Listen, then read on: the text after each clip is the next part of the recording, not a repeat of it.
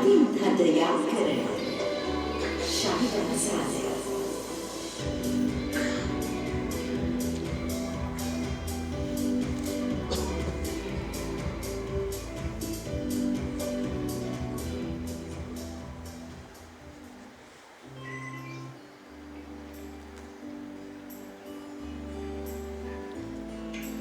පින්කන්දිය කාන්සිය නිවන පිළිසඳර සමන් කුලරත්න සමගි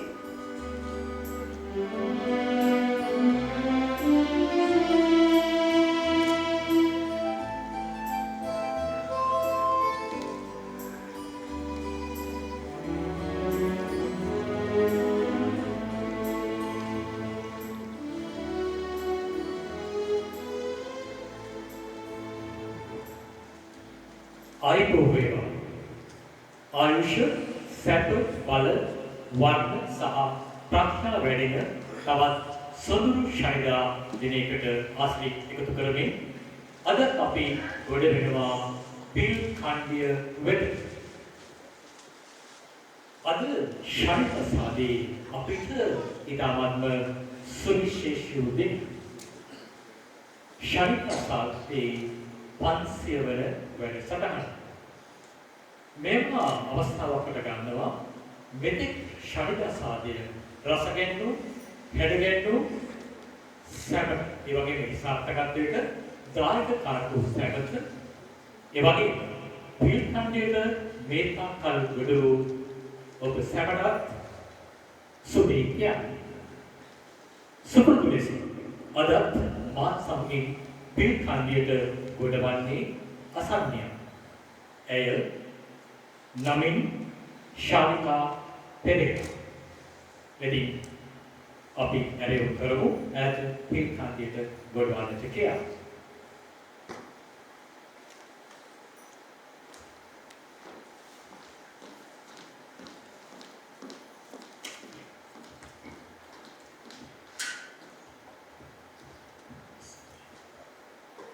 ඉතින් ශෛලසාදී 500 වන වැඩසටහනට සහභාගී වෙන වාසනාවන්තය ඔබ.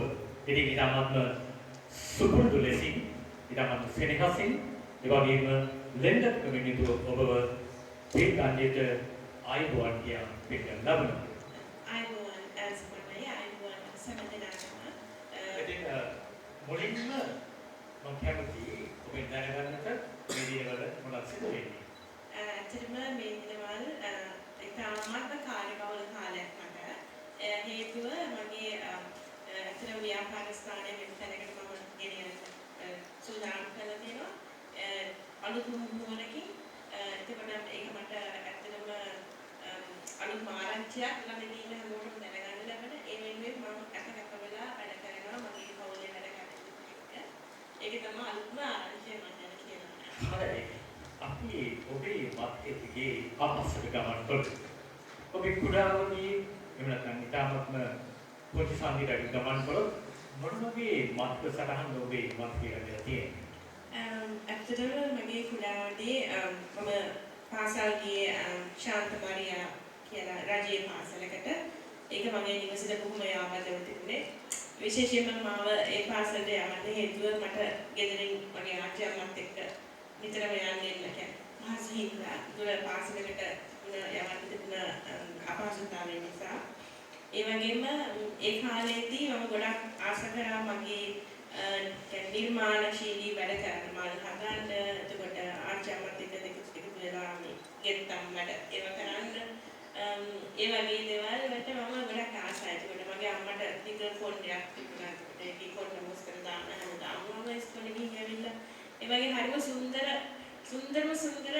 පුංචි කාලයක් තමයි මට තිබුණේ. විශේෂයෙන් මට ඉන්නේ එකම සහෝදරයෙක්. එතකොට යාව කියන්නේ දුර ඉස්කෝලේකට තමයි දාලා තිබුණේ නුවර. එතකොට යා ගෙදර ඉන්නේ මාස 3කට සැරයක්. එතකොට ගෙදර හිටපු එකම ළමයා මම. එතකොට මට අනිත් අයගෙන් ඉතින් ගොඩක් සහයෝග ලැබෙනවා. මගේ අම්මා ගෙදර ඉන්නකොට කියන්නේ නිකන් ආරක්ෂාවට කියන තාත්තා එතකොට මට හැම වෙලාවෙම මොන හරි වැඩක් කරන්න. මම චිත්‍රාංගිනවා, එතකොට අර්ථ දෙක මෙලුම් මල් මහනවා, ඒ වගේ ගෙත්තම් වැඩ කරනවා. ඉතින් ඔබේ ද්විතීය ඒ වගේම තෘතීය අධ්‍යාපන කටයුතු කොයි ආකාරයකද සිදු වෙන්නේ? එතකොට මම 6 වසරේ ඉඳන් ගියා කොන්වෙන්ට් එකට හොලි ක්‍රොස් සිරිකුල්ස විදුහල ගම්පහ එක බාලිකා විද්‍යාලය. ඒකට මම මගේ විද්‍යා අධ්‍යාපනය මම හැදෑරුවේ. එතකොට මම ඒ ලෙවල් සමත් වෙලා මට විශ්වවිද්‍යාල ප්‍රවේශය හම්බුණා. අපි කනම කතා කරමු ඔබේ මේ සොදුරු සරසවි මතකයක් අපි අවර්තන කරමු. එතකොට මගේ සැකසවිය වුණේ කැල්ඩි විශ්වවිද්‍යාලය. එතකොට මම උදේ හවස ගෙදර ඉඳන් මට යන්න පුළුවන්කම ලැබුණා. විශේෂම දේ තමයි මගේ පන්තියේ හිටපු මගේ හඳුම යාළුවෝ ඒ විශ්වවිද්‍යාලයට යන්න ප්‍රවේශය හම්බ වුණා. ඒක පාසලට වඩා අලුත්ම අත්දැකීමක්. ගොඩක් වෙනස් ප්‍රදේශ වලින් සිසුන් එනවා. එතකොට ඒකේ තියෙන කාර්යයන් ඒ වගේම නිදහස ඒ වගේම අධ්‍යාපනය ලබා ගන්න තියෙන අවස්ථාවල් ඉගෙන ගැනීම ගොඩක් තියෙනවා. පොතේ දේවල් විතරක් නෙමෙයි බාහිර දේවල් අනිත් අයගෙන් එක්ක අපිට සහයෝගයෙන් වැඩ කරන දේවල් ඒක හරිම සුන්දර අත්දැකීමක් කියලා කියන්න පුළුවන් මගේ විශ්වවිද්‍යාල අධ්‍යාපනය. මෙතන ඔබ ඔස්ට්‍රේලියාවට සංක්‍රමණය වෙන්නේ කොයි වගේ කාලයකද? ඒ වගේ තීරණයක් ගන්න හේතුඵල කොනේ? ඔව් ඇත්තටම මගේ ලංකා විශ්වවිද්‍යාලයේ උපාධිය අගරණත් එක්කම මට රැස්වීමක් හම්බ වුණා. හොඳ රැකියාවක්. ඒකෝට ඒක මම අවුරුදු 3ක් විතර කරගෙන යනකොට 2006 වසරේදී අපිට මෙහි ඔස්ට්‍රේලියාවට එන්න ඕනේ කියලා ආසාවක් ඇති වුණා. එහෙම ලොකුම අරමුණක් තිබුණේ නැහැ අපේ තරුණ අවදී හින්දා.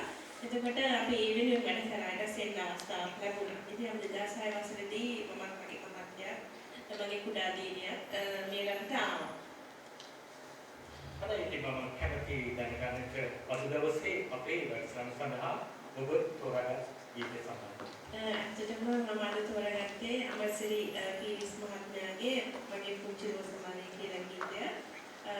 අද මේ විශේෂ වැඩසටහන චරිතා සාදය පන්සිල් සංවර්ධනය ඒ ගීතයට මම ගොඩක් කැමතියි.